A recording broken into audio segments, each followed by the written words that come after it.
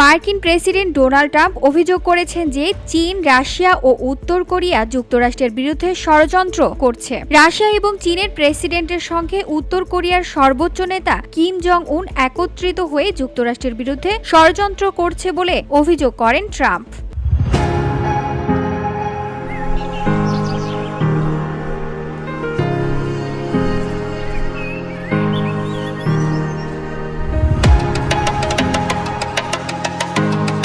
Putin এবং C জিনপিংকে নিয়ে যখন বেইজিংয়ে চীনের সামরিক প্যারেড শুরু হয়েছে, তখন জিনপিংকে উদ্দেশ্য করে ট্রাম্প বলেন, আপনারা যখন আমেরিকার বিরুদ্ধে ষড়যন্ত্র করেছেন, সেই অবহে ভ্লাদিমির পুতিন এবং কিম জন উনকে আমার উষ্ণ অভ্যর্থনা দেবেন।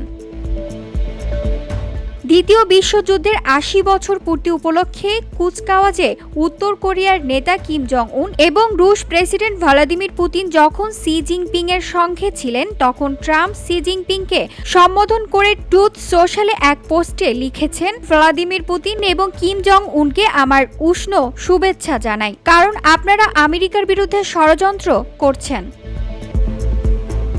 বেইজিংয়ে যে সামরিক প্যারেডের আয়োজন করা হয়েছে, সেটার মাধ্যমে নিজেদের অর্থনৈতিক, সামরিক এবং কূটনৈতিক ক্ষমতা প্রদর্শন করতে চাইছে চীন।